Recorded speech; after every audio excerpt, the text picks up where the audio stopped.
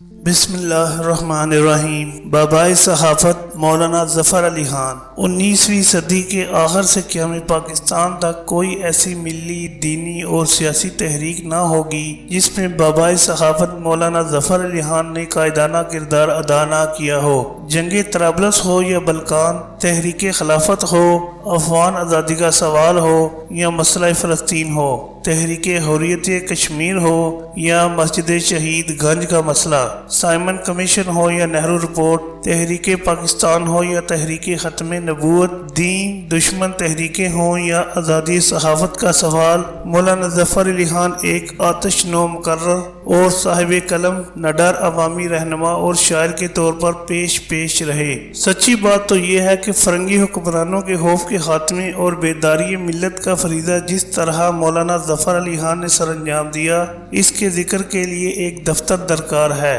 علامہ اقبال نے ان خدمات کا اعتراف کچھ اس طرح کیا کہ ان کے قلم کی کاٹ کو مصطفیٰ کمال کی تلوار سے تشبیہ دی، جبکہ قائد اعظم نے ان کی خدمات کے اعتراف میں شاہی مسجد لاہور میں خطاب کرتے ہوئے کہا کہ اگر مجھے مولانا ظفر علی خان جیسے 2-4 افراد اور مل جائیں تو میں آپ کو یقین دلاتا ہوں کہ پھر مجھے کوئی شکست نہیں دے سکتا۔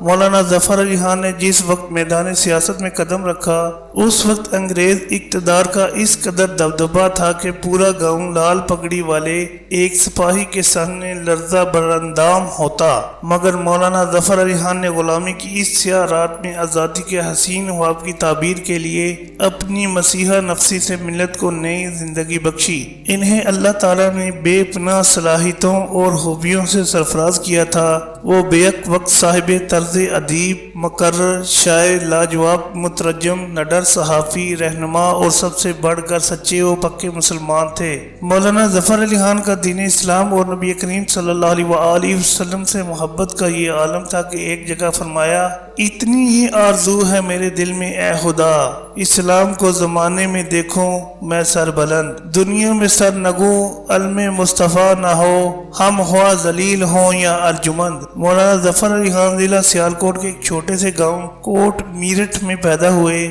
ان کے والد مولوی سراج الدین جید عالم اور محکمہ ڈاک میں ملازم تھے۔ ابتدائی تعلیم اپنے دادا مولوی کرم الہی سے حاصل کی اور مشن اسکول وزیرآباد سے مڈل کا امتحان پاس کیا۔ بعد ازاں مزید تعلیم کے لیے ریاست پٹیالہ چلے گئے، جہاں سے میٹرک کا امتحان پاس کیا۔ میٹرک پاس کر کے ظفر علی خان سری نگر چلے گئے اور تلاش معاش میں مصروف ہو گئے۔ ایک روز ظفر علی خان ڈاک خانے، جہاں ان کے والد ملازمت کرتے تھے، کے احاطے میں بیٹھے تھے کہ ایک انگریز فوجی وردی میں آیا اور ظفر علی خان کو بیٹھے دیکھ کر کہا، او لڑکے ادھر آؤ، گھوڑے کی باگ پکڑو۔ مگر ظفر علی خان نے اس آواز پر کان نہ دھرا، جس پر انگریز سیخ پا ہوتے ہوئے دوبارہ بولا، لڑکے تم نے سنا نہیں، ادھر آؤ اور گھوڑے کی باگ پکڑو۔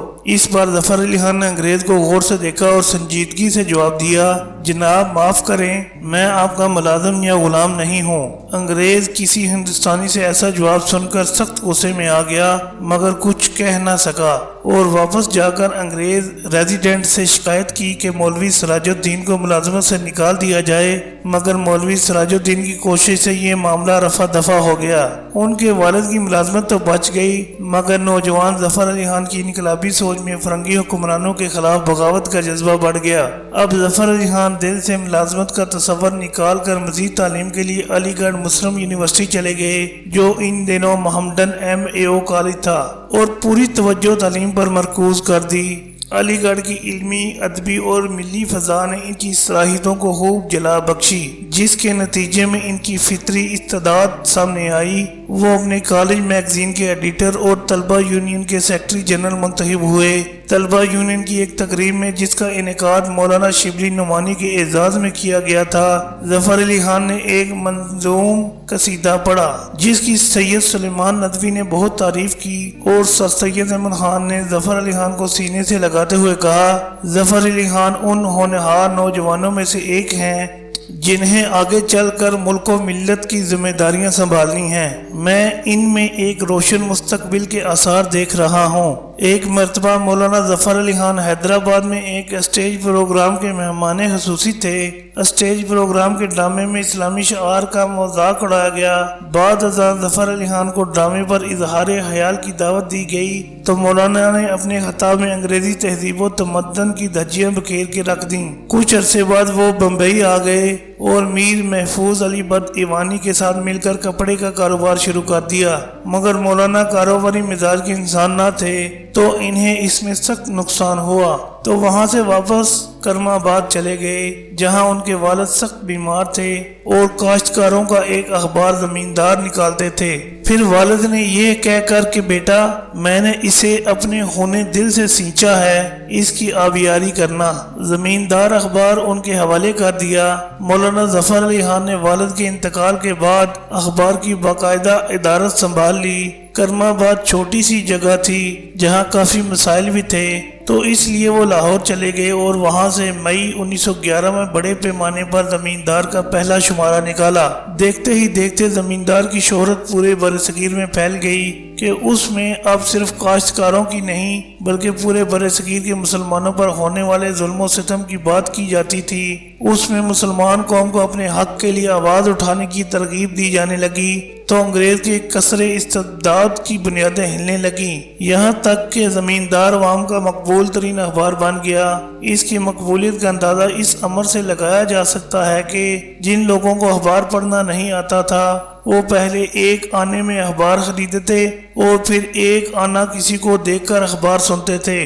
زمیندار وہ پہلا اخبار تھا جس نے بلکان اور طرابلس کی جنگوں میں بین الاقوامی خبر رساں ایجنسی رائٹرز کی خدمات حاصل کی۔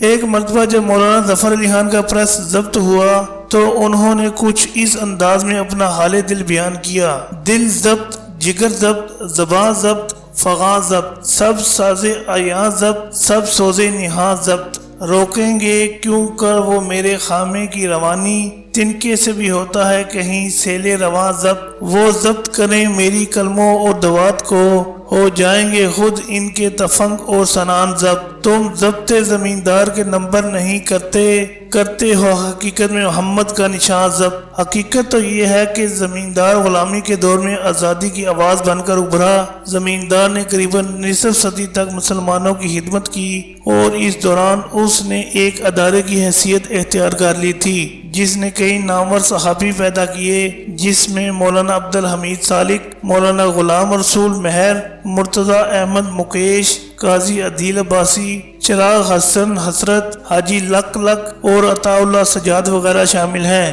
مولانا ظفر علی خان ایک بلند پایا قادر الکلام شاعر تھے جنہوں نے غزلیں بھی کہی ہیں، نظمیں بھی لکھیں اور صحافتی شاعری بھی کی۔ وہ ایک سادہ اور صاف گو انسان تھے جن کی زندگی بھر کی سرگرمیوں کا محور و مرکز اسلام کی سربلندی ہی رہا۔ جس مشن یا تحریک میں حصہ لیا اس کا مقصد اسلام کی نشاط ثانیہ تھا۔ لوگ بتایا کرتے تھے کہ مولانا ظفر علی خان نماز تہجد ادا کر کے تلاوت کلام پاک کرتے، پھر نماز فجر کے بعد سیر پر نکل جاتے اور واپسی پر انتہائی سادہ ناشتہ کرنے کے بعد اخبار کا مطالعہ کر کے دن کی سرگرمیوں کا آغاز کرتے۔ قیام پاکستان کے بعد مولانا ظفر علی خان خرابی صحت کے باعث عملی سرگرمیوں سے الگ ہو گئے تھے۔ ان کی آخری تقریر جامعہ پنجاب لاہور میں اردو کانفرنس میں بحیثیت مہمان خصوصی تھی، جہاں آواز مدب ہونے کے باعث چند طلبہ نے فکرے کسے تو مولانا ظفر علی خان نے فرمایا: کبھی دنیا تماشا تھی اور ہم تماشائی، آج ہم تماشا ہیں اور دنیا تماشائی۔ جہاں چڑھتے سورج کی پرستش ہوتی ہے وہاں ڈوبتے سورج کو کون پوچھتا ہے۔ مولانا کا یہ کہنا تھا کہ وہاں بیٹھے نامور لوگ جو مولانا کی قابلیت سے آگاہ تھے آپ دیدہ ہو گئے۔ زندگی کے آخری دنوں میں وہ کچھ عرصہ مری، پھر کرم آباد میں رہے۔ بالآخر یہ مجاہد 27 نومبر 1956 کو دارائے فانی سے کوچ کر گیا۔ انا للہ و انا الیہ راجعون۔